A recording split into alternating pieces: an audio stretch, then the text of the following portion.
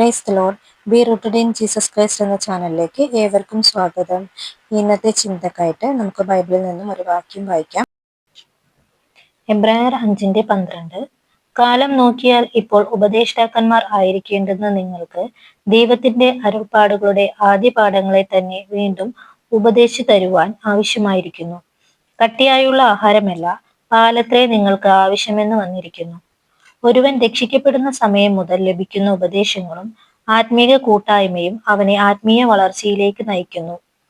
വ്യക്തിപരമായി അവർ ദൈവകൃപയ്ക്ക് വിധേയപ്പെട്ട് ക്ഷീണവും മടുപ്പും കൂടാതെ ആത്മീയ കാര്യങ്ങളിൽ ശ്രദ്ധാലുക്കളായിരുന്നെങ്കിലേ അത് സാധ്യമാകൂ. ദൈവിക സ്വഭാവം നമ്മിൽ വെളിപ്പെടുന്നതാണ് ആത്മീക വളർച്ചയുടെ ലക്ഷണം. അവർ ദൈവവചനത്തിൽ പരിജ്ഞാനമുള്ളവരായി മറ്റുള്ളവരെ ഉപദേശിപ്പാൻ പ്രാപ്തരായി തീരണം. എന്നാൽ പ്രതീക്ഷയ്ക്ക് വിപരീതമായി ദൈവത്തിനു ദുഃഖം വരുമാറ് ഒരു പറ്റം വിശ്വാസികൾ വിശ്വാസത്തിന്റെ വളർച്ച പ്രാപിക്കാത്തതിനാൽ ആദ്യ പാഠങ്ങളെ ഉപദേശിക്കേണ്ടതായി വരുന്നു. ഇത് അവരെ മാത്രമല്ല, പ്രാദേശിക സഭകളെ കൂടെ മാന്യതയിൽ ആഴ്ത്തിക്കളയുന്നു. ആത്മീക പുരുഷത്വം ആവശ്യമായ സന്ദർഭങ്ങളിൽ ബാല്യചാബല്യത്തോടാണ് ഇവർ പെരുമാറുന്നത്. ഒരു വ്യക്തി 25 വയസ്സാകുമ്പോഴേക്കും 5 വയസ്സുകാരന്റെ വർത്തമാന രീതിയും സംസാരവും തുടർന്നാൽ അവന്റെ മാതാപിതാക്കന്മാർ എത്ര വിഷമിക്കും?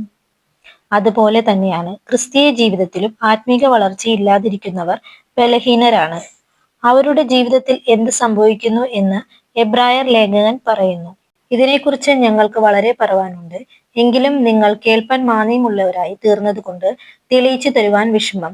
കാലം നോക്കിയാൽ ഇപ്പോൾ ഉപദേഷ്ടാക്കന്മാരായിരിക്കേണ്ട നിങ്ങൾ ദൈവത്തിന്റെ അരുൾപ്പാടുകളെ ആദ്യ പാഠങ്ങളെ തന്നെ വീണ്ടും ഉപദേശിച്ചു തരുവാൻ ആവശ്യമായിരിക്കുന്നു. കട്ടിയായുള്ള ആഹാരമല്ല, പാലത്രേ നിങ്ങൾക്ക് ആവശ്യമെന്ന് വന്നിരിക്കുന്നു.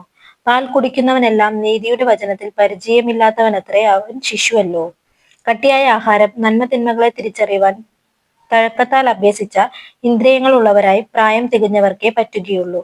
ഒന്നാമത് കേൾപ്പാൻ മാന്യതയുള്ളവർ, രണ്ടാമത് ഉപദേശിക്കാൻ കഴിവില്ലാത്തവർ, കട്ടിയായ ആത്മീക ആഹാരം കഴിക്കുവാൻ പ്രാപ്തിയില്ലാത്തവർ, ശരിയും തെറ്റും തിരിച്ചറിയുവാൻ കഴിവില്ലാത്തവർ, ആത്മീക പക്വതയില്ലാത്തവർ. ഈ 5 കാര്യങ്ങളാണ് ഇവിടെ കാണാൻ കഴിയുന്നത്. മറ്റുള്ളവരുടെ ജീവിതത്തിലെ ബലഹീനതകളും പാളിച്ചകളും തോൽവികളും ചികഞ്ഞു പെറുക്കി കൊണ്ട് നടക്കുകയും സ്വയമേ കാണുവാൻ കഴിയാത്ത കുരുടനായി തീരുകയും ചെയ്യുന്ന വിശ്വാസികളെ ആത്മീക മാന്യമുള്ളവർ എന്നാണ് വിളിക്കുന്നത്. ഒരു പഴഞ്ചൊല്ലുണ്ട്, അയലത്തെ തോട്ടത്തെ വിമർശിച്ചാൽ നിന്റെ തോട്ടത്തിലെ കള പോവില്ല. നാം ആത്മീക വളർച്ചയിലാണോ അതോ മാന്യമുള്ളവരാണോ, ശൈശവത്തിലാണോ ഇപ്പോഴും ഉള്ളതെന്ന് നമ്മുടെ സ്വന്തം ജീവിതത്തിലേക്ക് തിരിഞ്ഞു നോക്കേണ്ടതുണ്ട്. ഈ വചനങ്ങൾ നമ്മളെ തന്നെ ശോധന ചെയ്യുവാൻ ഇടയാക്കട്ടെ. ഈ വചനങ്ങളാൽ നിങ്ങളെ ഓരോരുത്തരെയും ദൈവം അനുഗ്രഹിക്കുമാറാകട്ടെ എന്ന് പ്രാർത്ഥിക്കുന്നു. ആമേൻ.